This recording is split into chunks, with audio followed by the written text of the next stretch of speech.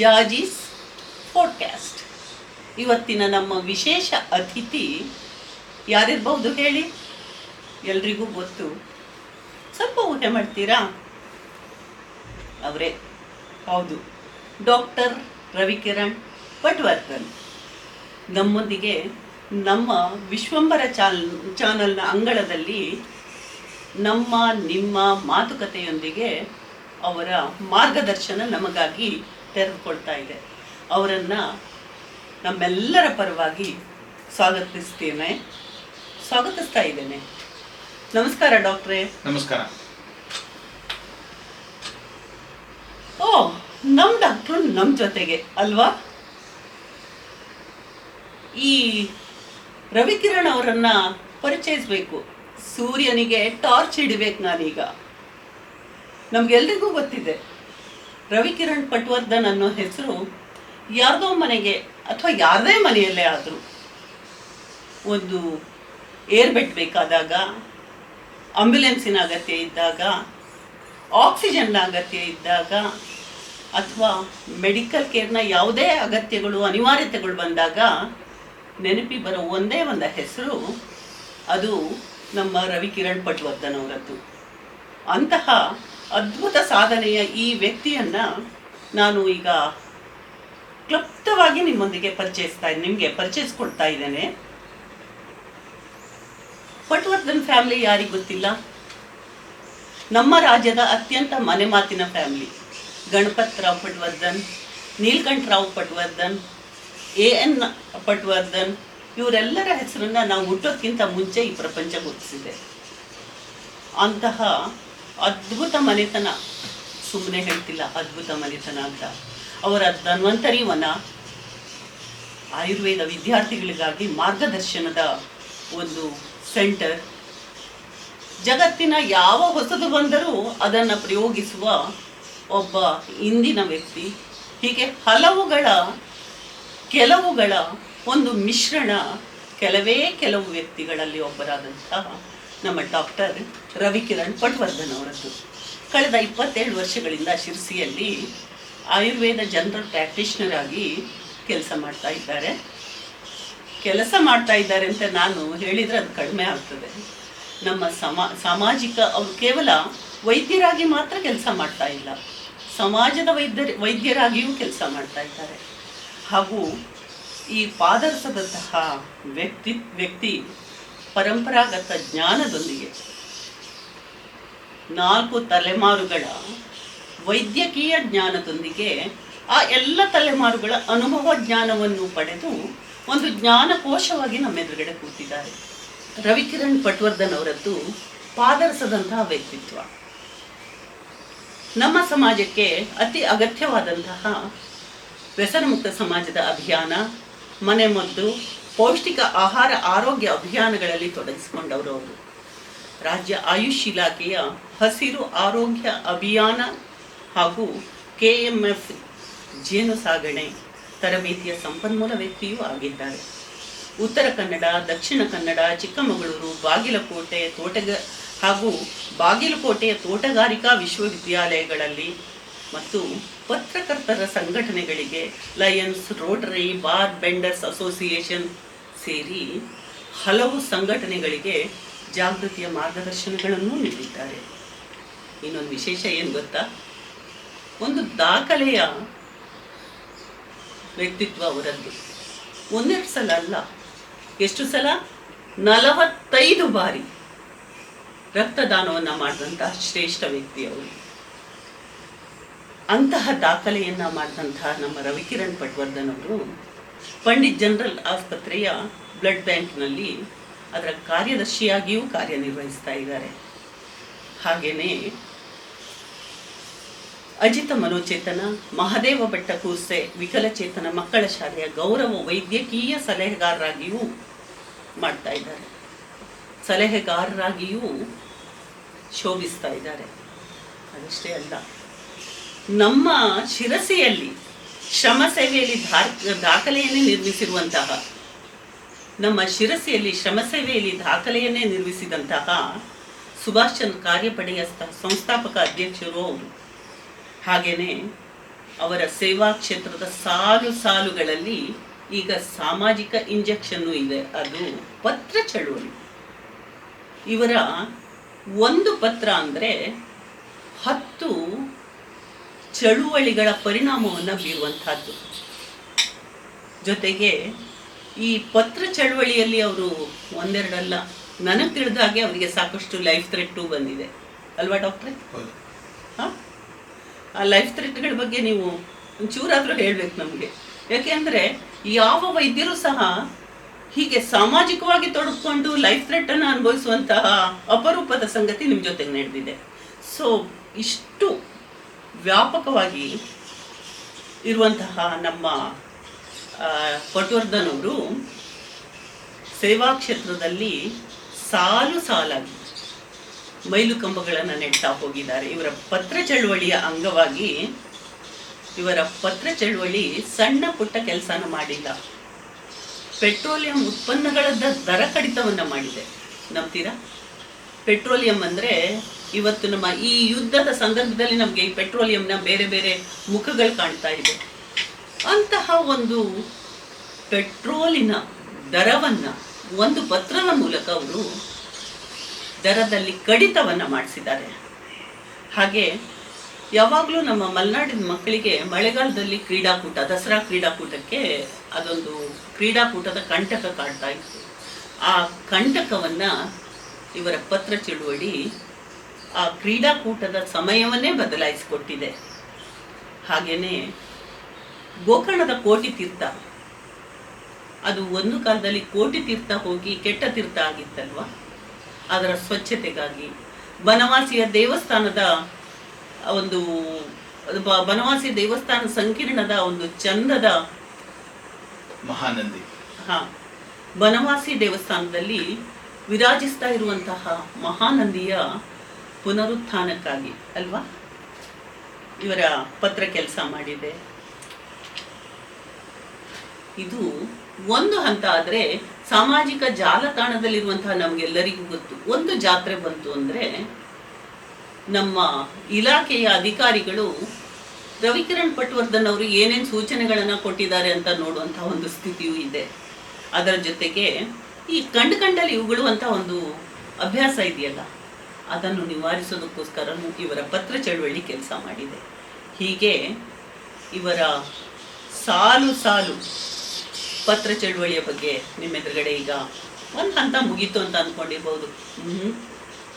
ಇವರ ಇನ್ನೊಂದು ಚಳುವಳಿ ಇದೆ, ಅದು ಆರೋಗ್ಯಕ್ಕಾಗಿ ಅವರದೇ ಆದಂತಹ ಅಡುಗೆ ಮನೆಯಲ್ಲಿ ಧನ್ವಂತರಿ ಎಂಬ ಯೂಟ್ಯೂಬ್ ಚಾನಲ್. ಸಾಕಷ್ಟು ವೀಕ್ಷಕರನ್ನು ಹೊಂದಿರುವಂತಹ ಸಾಕಷ್ಟು ವೀಕ್ಷಕರನ್ನು ಈ ಚಾನಲ್ ಹೊಂದಿದೆ, ರಾಜ್ಯದಾದ್ಯಂತ, ದೇಶದಾದ್ಯಂತ. ಇದಲ್ಲದೆ ನೀವೊಂದು ಪುಸ್ತಕವನ್ನು ಬರೆದಿದ್ದೀರಿ, ಆ ಆಹಾರದ ಪಥ್ಯದ ಕುರಿತಾಗಿ ಆ ಪುಸ್ತಕ ಇದೆ ಅಲ್ವಾ? ಏನ್ ತಿನ್ಬೇಕು, ಏನ್ ತಿನ್ಬಾರ್ದು, ಏನ್ ತಿನ್ಬೇಕು, ಏನ್ ತಿನ್ಬಾರ್ದು ಅನ್ನೋದ್ರ ಬಗ್ಗೆ. ಇಷ್ಟಾಗಿದ್ರೆ ಇಷ್ಟೇ. ಆದರೆ ಇಂತಹ ಕೆಲಸ ಮಾಡಿದಂತಹ ಇಷ್ಟೊಂದು ಕೆಲಸ ಮಾಡಿದಂಥವರಿಗೆ ಇನ್ನು ಗುರುತು ಸಿಗಬೇಕು, ಗುರುತಾಗಬೇಕು. ಆದರೂ ಸಹ ಕೆಲವಷ್ಟು ಸಂಘಟನೆಗಳು ಅವರನ್ನು ಗುರುತಿಸಿ ಅವರಿಗೆ ಕೆಲವಷ್ಟು ಸಂಘಟನೆಗಳು ಅವರನ್ನು ಗುರುತಿಸಿವೆ. ಇನ್ನು ಅವರನ್ನು ಗುರುತಿಸಬೇಕಾದಂಥ ಅಗತ್ಯ ಇದೆ. ಕೆಲವು ಸಾಧನಾ ಪ್ರಶಸ್ತಿಗಳ ಸಾಲಿನಲ್ಲಿ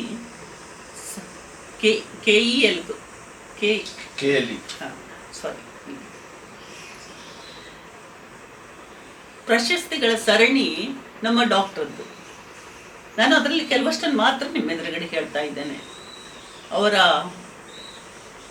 ಅವರು ಓದಂಥ ಕಾಲೇಜ್ ಅಲ್ವಾ, KLE ಕಾಲೇಜ್, ಬೆಳಗಾವಿಯ KLE ಕಾಲೇಜ್. ಅವರು ಓದಿದಂತಹ ಕಾಲೇಜು. ಈ ತಮ್ಮ ಶಿಷ್ಯನ ಅತ್ಯದ್ಭುತವಾದಂತಹ ಕಾರ್ಯವೈಖರಿಯನ್ನು ನೋಡಿ ಅವರಿಗೆ ಸಾಧಕ ವೈಶಿಷ್ಟ್ಯ ಎನ್ನುವಂತಹ ಪ್ರಶಸ್ತಿಯನ್ನು ಕೊಟ್ಟು ಸನ್ಮಾನಿಸಿದ್ದಾರೆ. ಅದೇ ರೀತಿ ರಾಜ್ಯ ಆರೋಗ್ಯ ಮತ್ತು ಕುಟುಂಬ ಕಲ್ಯಾಣ ಇಲಾಖೆಯ ಆಯುರ್ವೇದ ಸೇವಾರತ್ನ ಪ್ರಶಸ್ತಿಯೂ ಸಿಕ್ಕಿದೆ. ಶ್ರೀ ವರದಮೂರ್ತಿ ದೇವಾಲಯದ ಜವಾಬ್ದಾರಿಯುತ ಮತ್ತು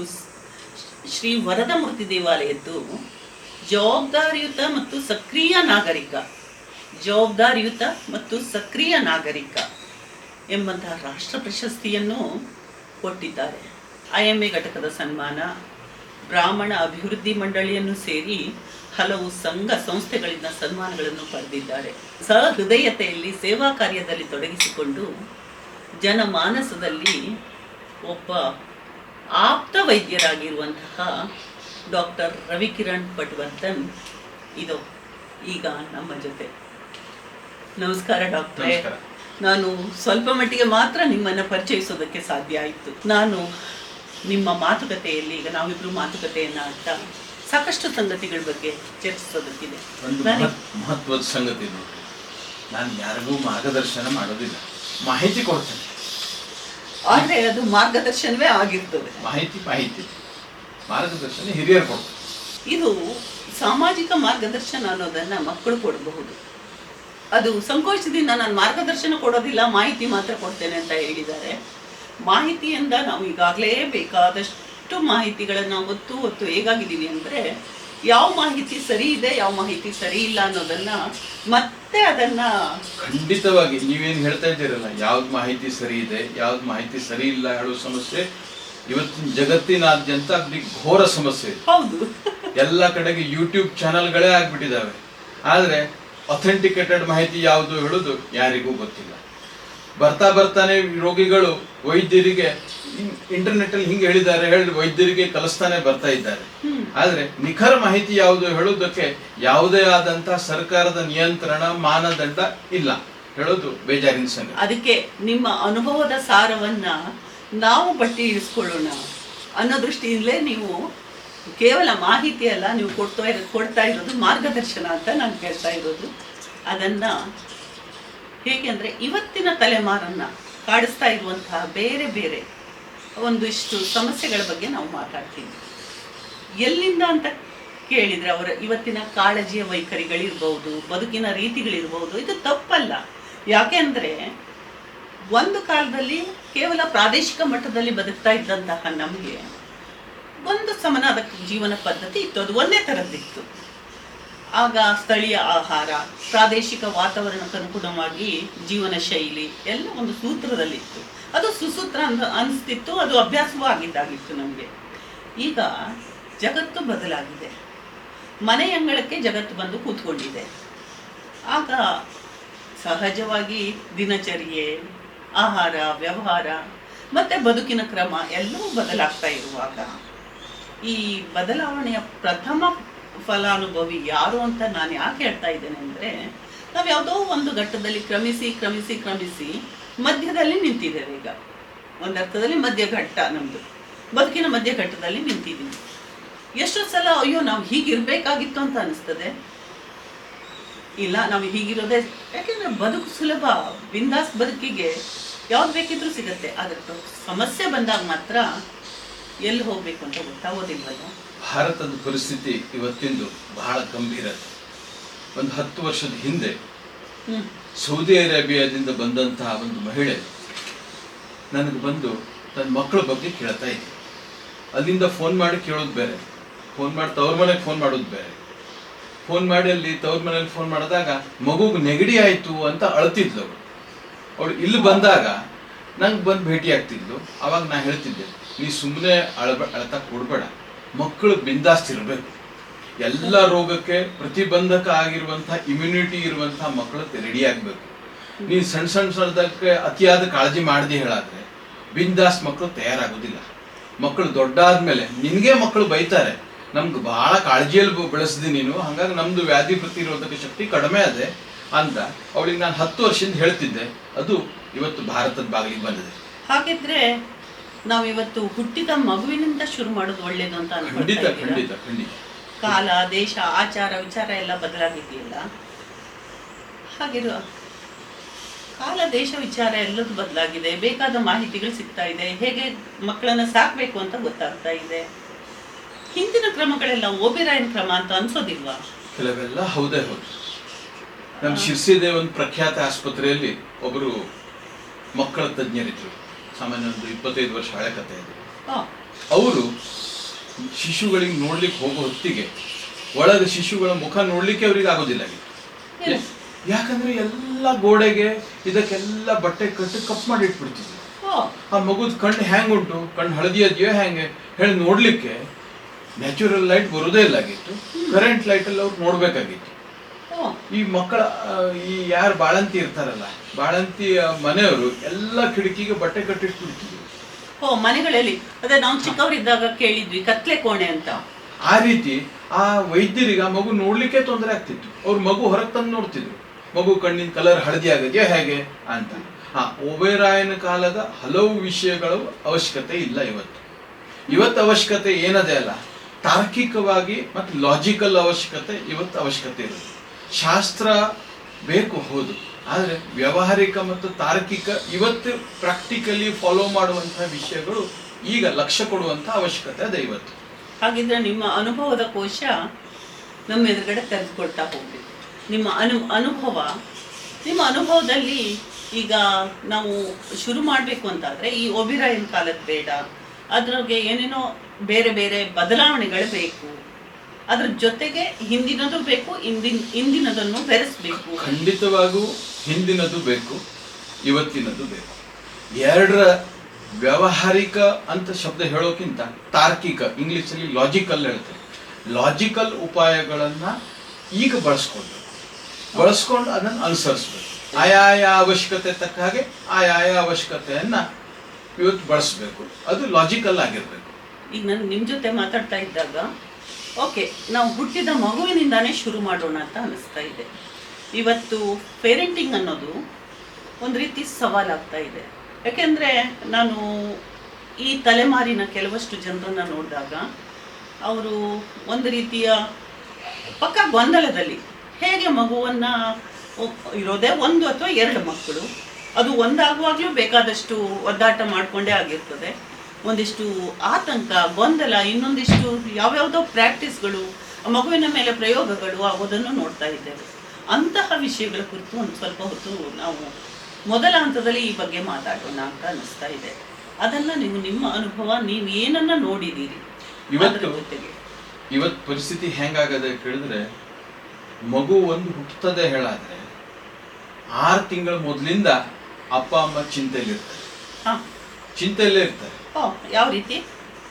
ನೆಗೆಟಿವ್ ಚಿಂತೆಯಲ್ಲೇ ಇರ್ತಾರೆ, ಪಾಸಿಟಿವ್ ಚಿಂತೆಯಲ್ಲಿ ಇರಲಿಲ್ಲ. ಮೊದಲೆಲ್ಲ ಮಕ್ಕಳು ಹುಟ್ಟುತ್ತಾರೆ ಅಂದ್ರೆ ಖುಷಿ ಇರ್ತಿತ್ತು, ಮಗು ಹುಟ್ಟುತ್ತದೆ ನಮ್ಮ ಮನೆಯಲ್ಲಿ ಹೇಳಿ ಒಂದು ಏನು ಸ್ಪಿರಿಟ್ ಇರ್ತಿತ್ತಲ್ಲ ಮನೆಯಲ್ಲಿ, ಅದು ಈಗ ಇರುವುದಿಲ್ಲ. ಈಗ ಒಂದೊಂದು ನೆಗೆಟಿವ್ ಸ್ಪಿರಿಟ್ ಇರ್ತದೆ. ಅಂದ್ರೆ ಮಗು ಏನಾಗ್ತದೆಯೋ ಏನೋ, ಮಗು ಹೆಂಗಿರ್ತದೆಯೋ ಏನೋ, ಮಗು ಸರಿ ಹುಟ್ಟುತ್ತದೆಯೋ ಇಲ್ವೋ, ಮಗು ಬಾಳಂತಂದ್ರೆ ತೊಂದರೆ ಆಗ್ತದೆಯೋ ಏನೋ, ಆಮೇಲೆ ನಮ್ಗೆ ನಿಭಾಯಿಸ್ಲಿಕ್ಕೆ ಆಗ್ತದೆಯೋ ಇಲ್ವೋ. ನಿಭಾಯಿಸುವುದು ಹೇಳೋದು ಅಂತದ್ದು ದೊಡ್ಡ ಸಮಸ್ಯೆ ಇವತ್ತಿನ ಅಪ್ಪ ಅಮ್ಮಂದಿಗಳಿಗೆ. ನಿಭಾಯಿಸುವುದು ಹೇಳೋದು ಭಾರಿ ಸಮಸ್ಯೆ ಆಗಿ ಕುಂತ್ಬಿಟ್ಟದು. ಈ ನಿಭಾವಣೆ ಅಂತ ಹೇಳೋದನ್ನ ನೀವು ಯಾವ ಮಗುವಿನ ಆರೋಗ್ಯ ಒಂದೇದು, ಮಗುವಿನ ಮಾನಸಿಕ ಪರಿಸ್ಥಿತಿ, ಮಗುವಿನ ಬಗ್ಗಾಗಿ ಮನೆಯಲ್ಲಿ ನಡೆಯುವಂತಹ ಮಾನಸಿಕ ವ್ಯವಸ್ಥೆಗಳು, ಮಗುವಿನ ಮನೆಯ ವಾತಾವರಣ, ಇವೆಲ್ಲ ನಾವು ನಿಭಾಯಿಸಬಹುದೋ ಇಲ್ವೋ ಹೇಳುದು ಪ್ರಶ್ನಾರ್ಥಕ ಇವತ್ತು ಪೇರೆಂಟಿಂಗ್ ನಲ್ಲಿ ಮಹತ್ವದ್ದು. ಏನಾದ್ರು ಮಾರ್ಗದರ್ಶನದ ಕೊರತೆಯಿಂದ ಹೀಗಾಗ್ತಾ ಇದೆಯಾ? ಮಾರ್ಗದರ್ಶನದ ಕೊರತೆ ಅಲ್ಲ, ಅದ್ರಲ್ಲಿ ಕೊರತೆ ಇರುವುದೇನು ಕೇಳಿದ್ರೆ ಅತಿ ಕಾಳಜಿ. ಅವಶ್ಯಕತೆಗಿಂತ ಜಾಸ್ತಿ ಕಾಳಜಿ. ಆ ಅವಶ್ಯಕತೆಗಿಂತ ಜಾಸ್ತಿ ಕಾಳಜಿ ಮಕ್ಕಳಲ್ಲಿ ಒಂದು ಮಾನಸಿಕತೆ ತಯಾರು ಮಾಡ್ತಾ ಇದೆ. ಅವರು ಅಪ್ಪ ಅಮ್ಮಂದಿಗಳನ್ನೇ ಆಟ ಆಡಿಸ್ತಾ ಇದ್ದಾರೆ. ತಾವು ಹೇಳಿದ್ದೇ ಆಗ್ಬೇಕು, ತಮ್ಮದೇ ಹಠ, ತಾನು ಹಿಂಗೆ ಮಾಡಮ್ಮ, ನಾನು ಹೇಳಿದ್ದೆ ನೀವು ಊಟಕ್ಕೆ ಬಡಿಸ್ಬೇಕು, ನಂಗೆ ಬೇಕಾಗಿದ್ದು ಬಡಿಸ್ಬೇಕು ಅಲ್ಲ, ನನ್ನ ಬೆಳವಣಿಗೆಗೆ ಏನ್ ಬೇಕಲ್ಲ ಅದು ಬಳಸಬೇಕು ಅಲ್ಲ. ಅಲ್ಲ, ಇರೋದೇ 1-2 ಮಕ್ಕಳು, ಆವಾಗ ಮಕ್ಕಳಂತೆ ಇಲ್ಲ ನೋಡ್ಬೇಕಲ್ಲ. ಅಲ್ಲ, ಕರೆಕ್ಟ್, ಮಕ್ಕಳಂತೆ ನೋಡ್ಬೇಕು, ಅವಶ್ಯ ಇರುವಷ್ಟು ನೋಡ್ಬೇಕು. ಆದ್ರೆ ಆ ಮಗು ಹೇಳ್ದಂಗೆ ಅಪ್ಪ ಅಮ್ಮ ಕೇಳೋದಲ್ಲ. ಈಗ ಮಗು ಹೇಳ್ದಂಗೆ ಕಸ್ಟಮರ್ ಇಸ್ ದ ಕಿಂಗ್, ಹೌದಾ? ಹಂಗೆ ಮಕ್ಕಳು ಈಗ ಮನೇಲಿ ಕಸ್ಟಮರ್ ಅಂತ ಹೇಳಿದ್ರೆ ಮಕ್ಕಳು ಹೇಳ್ದಂಗೆ ಮನೇಲಿ ಆಗ್ತಾ ಇರೋದು. ಅಪ್ಪ ಅಮ್ಮನಿಗೆ ಅವನ ಆರೋಗ್ಯಕ್ಕೆ ಏನ್ ಬೇಕಲ್ಲ ಅದು ಆಗ್ತಾ ಇಲ್ಲ.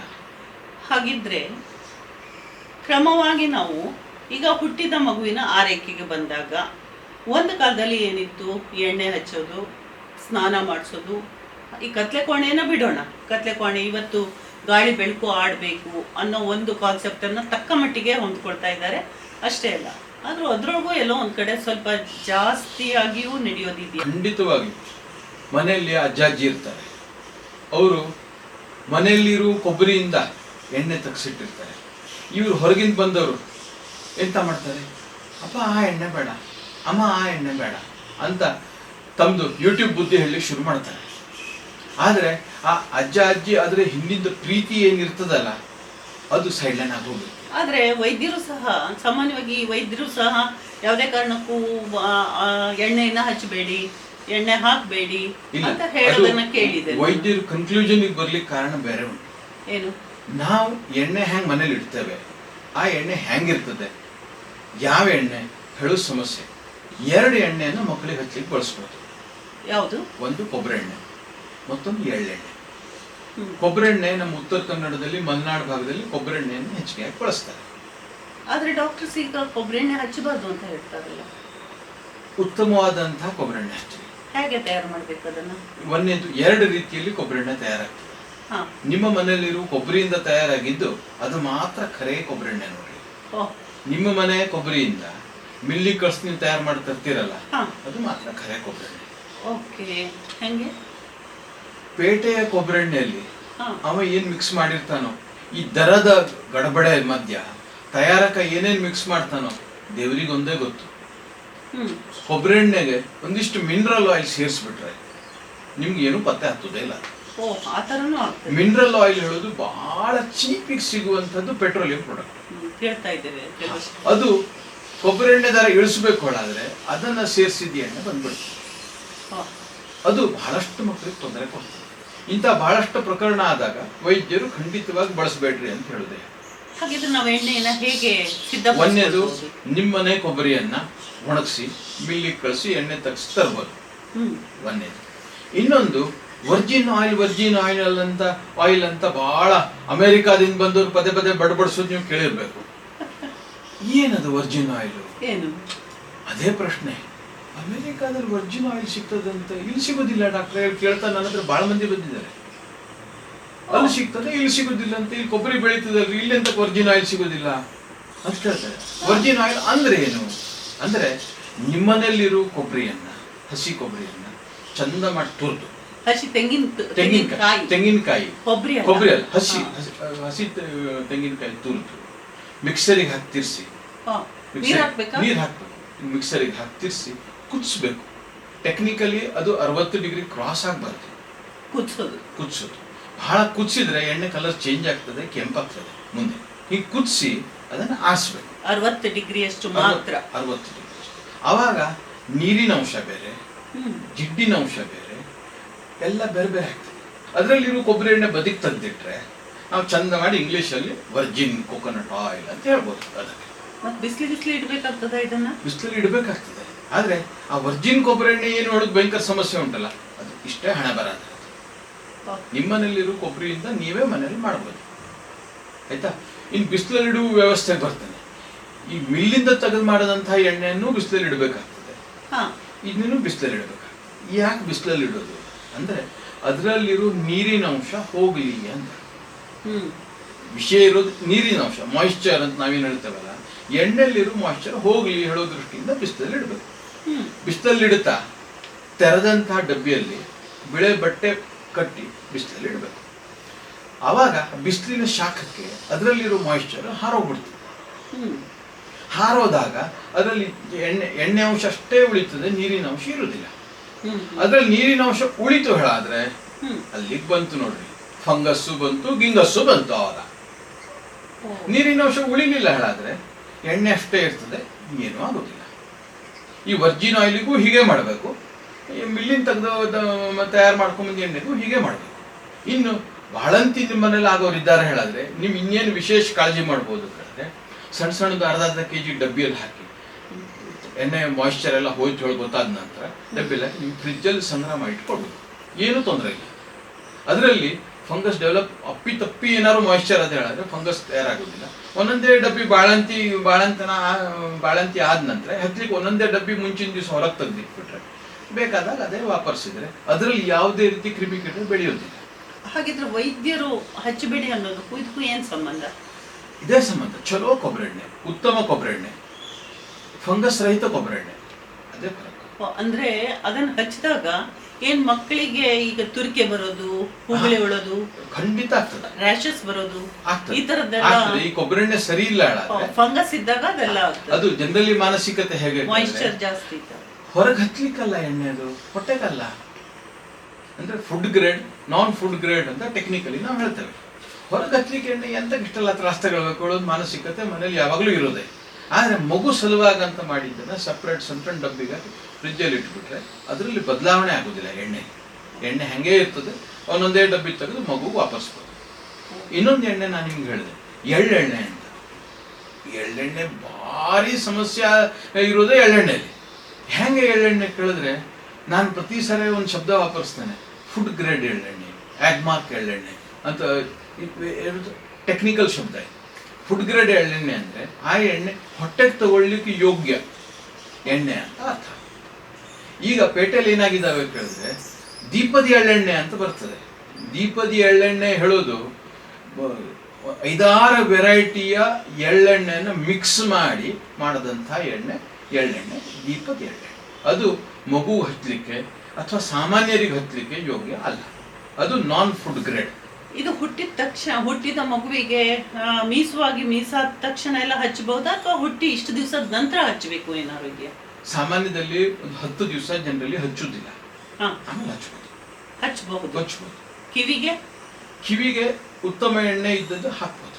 ಸಾಮಾನ್ಯವಾಗಿ ಬೇಡ ಅಂತ ಹೇಳ್ತಾರೆ. ಬೇಡ ಅಂತಾರೆ, ಯಾಕೆಂದ್ರೆ ಮತ್ತೆ ಹೊಸ ಸಮಸ್ಯೆ ಮಾಡ್ಕೊಳ್ಳೋದು ಬೇಡ ಅಲ್ಲ, ಹೇಳೋ ಕಾರಣಕ್ಕೆ ಬೇಡ ಹೇಳುತ್ತೆ. ಆ ಎಣ್ಣೆ ದರ್ಜೆ ಏನುಂಟಲ್ಲ, ಆ ದರ್ಜೆ ಆಧಾರಿತ ಈ ಎಣ್ಣೆ ಹಾಕಿದ್ದಕ್ಕೆ ಮಗು ಕಿವಿಯಲ್ಲಿ ಫಂಗಸ್ ಆಗ್ಬಿಡ್ತದೆ, ಮಗು ಕಿವಿ ನೋವು ಬರ್ತದೆ.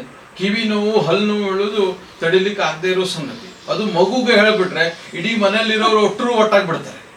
ಹಾಗಾಗಿ ಹೊಸ ಊರು ಸವರಿ ಯಾಕೆ ಹೇಳೋ ದೃಷ್ಟಿಯಿಂದ ಹಾಕ್ಬೇಡ ಹೇಳೋದು ಜಾಣತನದ ಒಂದು ಉಪಾಯ. ಮಗುಗೆ ನೋಡ್ಕೊಳ್ಲಿಕ್ಕೆ ಮನೇಲಿರೋರು ಜನರ ಸಂಖ್ಯೆ ಎಷ್ಟೀಗ? ಅಜ್ಜ, ಅಜ್ಜಿ, ಅಮ್ಮ, ಮಗು. ಎಷ್ಟು ಪಾಳೆ ಪ್ರಕಾರ ನೀವು ಮಾಡಿದ್ರು ಇರೋರೇ 3 ಮಂದಿ, 3 ಶಿಫ್ಟ್, 4ನೇ ಶಿಫ್ಟಿಗೆ ಜನ ಇಲ್ಲ ಅಲ್ಲಿ. ಹಾಗಾಗಿ ಹೊಸ ಸಮಸ್ಯೆ ಮಾಡ್ಕೊಳ್ಳೋದು ಬೇಡ ಹೇಳೋದು ಯಾವಾಗಲೂ ಇರೋದೆ. ಹಂಗಿದ್ರೆ ಬೇರೆ ಇದಕ್ಕೆ ವೈದ್ಯಕೀಯ ಹಿನ್ನೆಲೆ ಇಲ್ಲ ಅಲ್ಲ. ಆದ್ರೆ ಇವತ್ತು ಅದಕ್ಕಾಗಿ ಬೇರೆ ಬೇರೆ ಎಣ್ಣೆಗಳನ್ನ ಹೇಳ್ತಾರೆ, ಅದೇ ಎಣ್ಣೆಗಳನ್ನ ತಂದು ಹಚ್ಚಿ. ಈಗ ಏನಾಗದೆ ಕೇಳಿದ್ರೆ, ಮಗು ಹೇಳೋದು ಸ್ವರ್ಗದಿಂದಂತಹ ಬಂದಂತಹ ಮಗು ಹೇಳುವಂತಹ ದರ್ಜೆ ಏನುಂಟಲ್ಲ, ಅದನ್ನ ಮಾರ್ಕೆಟಿಂಗ್ನವರು ಚೆನ್ನಾಗಿ ಬಳಸ್ಕೊಳ್ತಾ ಇದ್ದಾರೆ. ಪ್ರತಿಯೊಂದು ಫಾರ್ ಬೇಬಿ ಯೂಸ್ ಹೇಳಿದ ಕೂಡಲೇ ಅದ್ರ ತರ 4 ಪಟ್ಟು ಏರ್ಬಿಡ್ತದೆ. ಫುಡ್ ಗ್ರೇಡ್ ಎಳ್ಳೆಣ್ಣೆನೇ ಇರ್ತದೆ, ಫುಡ್ ಗ್ರೇಡ್ ಕೊಬ್ಬರಿ ಎಣ್ಣೆನೇ ಇರ್ತದೆ. ನೀವು ಮನೇಲಿ ಮಾಡಿದ್ದೇನು ಕೊಬ್ಬರಿ ಎಣ್ಣೆ ಉಂಟು ನೋಡ್ರಿ, ಅದೇ ರೀತಿನೇ ಇರ್ತದೆ ಅದು. ಆದ್ರೆ ಫಾರ್ ಬೇಬಿ ಯೂಸ್ ಅಂದ ಕೂಡಲೇ ಅದ್ರದ್ದು 4 ಪಟ್ಟ ಬೈಯರ್ಸ್ ಮಾರ್ಕೆಟ್ ಸ್ಟ್ರಾಟಜಿ ಪಕ್ಕ ಇದೆ. ಅದರಲ್ಲಿ ಏನು ಬೇಬಿ ಹೇಳುವ ಹೆಸರಿನಲ್ಲಿ ದೊಡ್ಡ ಮಟ್ಟದ ಟರ್ನ್ ಓವರ್ ಆಗ್ತಾ ಉಂಟು. ಅವಶ್ಯಕನ ಅಲ್ಲ. ನಿಮ್ಮ ಮನೇಲಿ ಮಾಡಿದ ಕೊಬ್ಬರಿ ಎಣ್ಣೆ ಇದ್ರೆ ಖಂಡಿತ ವಾಪರ್ಸ್ರಿ, ಮಗು ಹಚ್ಚ್ರಿ. ನಾವು ಮೂಲ ವಿಷಯ ಇನ್ನೊಂದು ಅಂದ್ರೆ, ಇವತ್ತು ಪೇರೆಂಟ್ ಅಂದ್ರೆ ಅಪ್ಪ ಅಮ್ಮ ಇಬ್ರು ಮಾಡೋದಾಯ್ತು. ನನ್ಗೆ ಅದಕ್ಕಿಂತ ಮೊದಲು ಈ ಹಾಲು ಕುಡಿಸೋದ್ರ ಬಗ್ಗೆ, ಎದೆ ಹಾಲನ್ನು ಕುಡಿಸೋದ್ರ ಬಗ್ಗೆ ಮತ್ತು ಮೇಲಿನ ಹಾಲನ್ನು ಕೊಡೋದ್ರ ಬಗ್ಗೆ ಸಾಕಷ್ಟು ಗೊಂದಲಗಳಿದೆ. ಮತ್ತೆ ಈ ಹಾಲನ್ನು ನಾವು ಮಾತಾಡ್ತಾ ನಾನು ಬಹುಶಃ ಅದಕ್ಕೆ ಪೂರಕವಾಗಿ ಇನ್ನೊಂದೆರಡು ಪ್ರಶ್ನೆಗಳನ್ನ ಕೇಳಬೇಕಾಗಬಹುದು.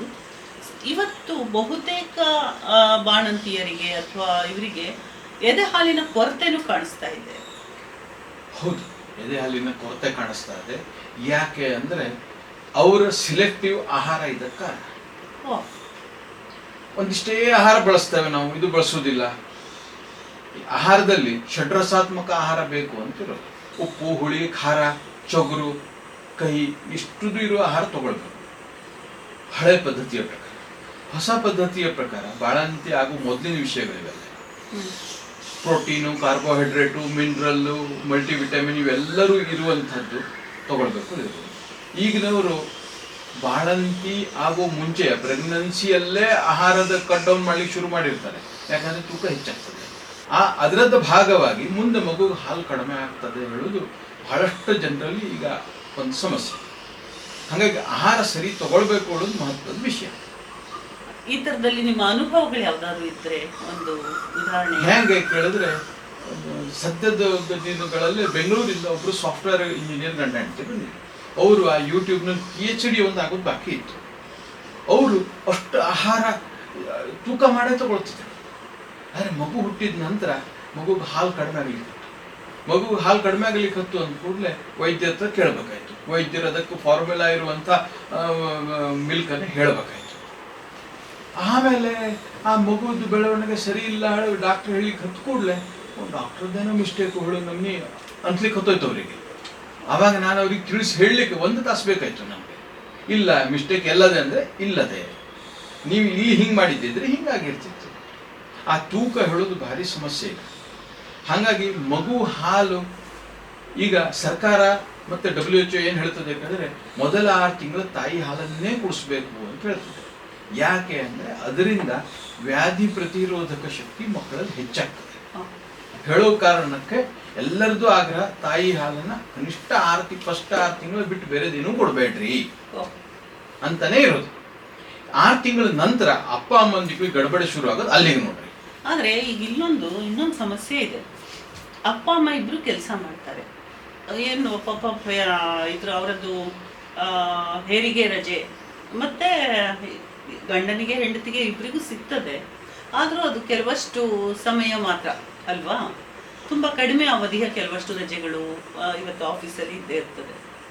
ಅಂತಹ ಸಂದರ್ಭದಲ್ಲಿ ಈ ಹಾಲನ್ನು ಮಗುವಿಗೆ ಕುಡಿಸುವ ರೀತಿ ಮತ್ತು ಆ ಪೇರೆಂಟಿಂಗು ಇದ್ರ ಕಾಳಜಿ ಬಗ್ಗೆ ನಾವು ಒಂದು ಸ್ವಲ್ಪ ಈಗ ಒಂದು ಮಹತ್ವದ ವಿಚಾರ ನೋಡ್ರಿ, ಮಗು ಮೆಕ್ಯಾನಿಕಲ್ ಅಲ್ಲ, ಮಗು ಹ್ಯೂಮನ್ ಬೀಯಿಂಗ್. ಆ ತಾಯಿಯ ಟಚ್ ಏನುಂಟಲ್ಲ, ಆ ಟಚ್ ಮಗುವಿನ ಬೆಳವಣಿಗೆಯಲ್ಲಿ ಮಹತ್ವದ ಪಾತ್ರ. ಯಾವ ರೀತಿ ಹೆಂಗೆ ಕೇಳಿದ್ರೆ ತಾಯಿದು ಮೈಂಡ್ ಸೆಟ್ ಯಾವಾಗಲೂ ಮಗು ಫೇವರಲ್ಲೇ ಇರ್ತದೆ ಯಾವಾಗಲೂ. ಈಗ ನಾವು ಮೆಕ್ಯಾನಿಕಲ್ ಆಗಿ ಮಿಲ್ಕ್ ತೆಗೆದಿಟ್ಟು ಶೇಖರಣೆ ಮಾಡಿ ಆಮೇಲೆ ಮಗು ಕೊಟ್ಟರೆ ಆ ಮಗುವಿನ ಬೆಳವಣಿಗೆಯಲ್ಲಿ ಅದು ಬದಲಾವಣೆ ಮಾಡೇ ಮಾಡ್ತದೆ. ಮಷೀನ್ ಇದ್ದಂಗೆ ಆಯ್ತದ ಮಗುವಿಗೆ. ಆದರೆ ಆ ತಾಯಿಯ ಮಡ್ಲಲ್ಲಿ ಏನಿರ್ತದಲ್ಲ ಮಗು, ಅದು ಸೇಫ್ ಅಂತ ಆ ಮಗು ಮೈಂಡ್ ಸೆಟ್ ಸೇಫ್ ಆಗಿ ಒಂದು ಬದಲಾವಣೆ ಆಗಿರ್ತದೆ. ಆ ಮಡ್ಲಲ್ಲಿ ಇಲ್ಲ ಅಂದ ಕೂಡಲೇ ಆ ಸೇಫ್ ಮೈಂಡ್ ಸೆಟ್ ಮಗುಗೆ ಇರುವುದಿಲ್ಲ. ಸೊ ಇದಕ್ಕೆ ಪರ್ಯಾಯ ವ್ಯವಸ್ಥೆ ಇವತ್ತು ಸಾಧ್ಯ, ತುಂಬ ಕಷ್ಟ ಇದೆ. ಪರ್ಯಾಯ ವ್ಯವಸ್ಥೆ ತಾಯಿಗೆ ಪರ್ಯಾಯ ಉಂಟೇನ್ರಿ? ಇಲ್ಲ, ಅದೇ ವಿಷಯ. ಆದ್ರೆ ಇವತ್ತು ಅಪ್ಪನ ಜವಾಬ್ದಾರಿ ತಗೊಳ್ತಾನೆ. ಅಪ್ಪನ ಸಮಸ್ಯೆ ಬೇರೆ ಇದೆ ಮಾರೇ, ಭಾರಿ ಡೇಂಜರಸ್ ಮನುಷ್ಯ ಅಪ್ಪನೇ. ಅವ ತಾಯಿಗೆ ರೂಲ್ ಮಾಡ್ತಾನೆ. ಅವ ಏನ್ ಮಾಡ್ತಾನೆ ಅಂತ ಹೇಳಿದ್ರೆ, ಅವ 2 PhD ಆಗಿರ್ತಾನೆ ಯೂಟ್ಯೂಬಲ್ಲಿ. ಇಂಟರ್ನೆಟ್ ಅಲ್ಲಿರೋ ಅಷ್ಟೂ ಮಾಹಿತಿ ಬಾಯಪಾಠ ಹೊಡೆದ್ ಬಿಟ್ಟಿರ್ತಾನೆ. ಅವ ಅರ್ಧ ತಾಯಿಗೆ ಮಗು ತ್ರಾಸ ಕೊಡೋನೆ ಅಪ್ಪ. ಡಾಕ್ಟ್ರು ತ್ರಾಸಿಗೆ ಒಂದ್ಸರಿ ಹಾಲು ಕೊಡು ಹೇಳಿದ್ದಾರೆ, ಇವ ತಾಸಿಗೆ ಒಂದ್ಸರಿ ಅಲಾರಾಮ್ ಸೆಟ್ ಮಾಡ್ತಾನೆ. ಹಂಗಲ್ಲ, ಆ ಮಗು ಹಸಿವೆ ಆಧಾರಿತ ಹಾಲು ಕೊಡ್ಬೇಕು, ಮಗು ಅವಶ್ಯಕತೆ ಆಧಾರಿತ ಹಾಲು ಕೊಡ್ಬೇಕು. ಅಲಾರಾಮ್ ಇಟ್ಟು 10 ಗಂಟೆಗೆ ಕೊಟ್ಟಿದ್ದೆ 11 ಗಂಟೆಗೆ ಕೊಡು ಹೇಳಿ ಫೋನ್ ಮಾಡಿ ಹೇಳಿದ್ರೆ ಆಗೋ ವಿಷಯ ಅಲ್ಲ ಅದು. ಆ ಮಾನವ ಟಚ್ ಏನುಂಟಲ್ಲ, ಹ್ಯೂಮನ್ ಟಚ್, ಅದು ಬೇರೆನೆ. ಅಂದ್ರೆ ಆ ಮಗುವಿನ ಅಳುವಿನ ಒಂದು ರೀತಿಯನ್ನ ನೋಡ್ಕೊಂಡು ಆ ತಾಯಿಗೆ ಅದು ರೂಢಿ ಆಗ್ಬಿಡ್ತದೆ. ಹಿಂಗೆ ಅಳ್ತಾ ಉಂಟಂದ್ರೆ ಹಸಿವೆ ಆಗದೆ, ಈಗ ಹಿಂಗೆ ಅಳ್ತಾ ಉಂಟು ಅಂದ್ರೆ ಬೇರೆ ಎಂಥದೋ ತೊಂದರೆ ಇದೆ, ಎಲ್ಲ ಹುಳ ಗಿಳ ಕಚ್ಚೋದೇ ಏನೋ ಹೇಳೋದು ಗಮನ ಹರಿಸ್ಬೇಕು. ಆದರೆ ಮಿಲಿಟರಿ ರೂಲಿಂಗ್ ಹಾಗೆ ಆ ಅಪ್ಪ ಹೇಳವ ಮಿಲಿಟರಿ ರೂಲಿಂಗ್ ಹಾಗೆ ಅದು ತಾಯಿಗೆ ಆರ್ಡರ್ ಮಾಡಕ್ಕೆ ಹೋಗಿಲ್ಲ.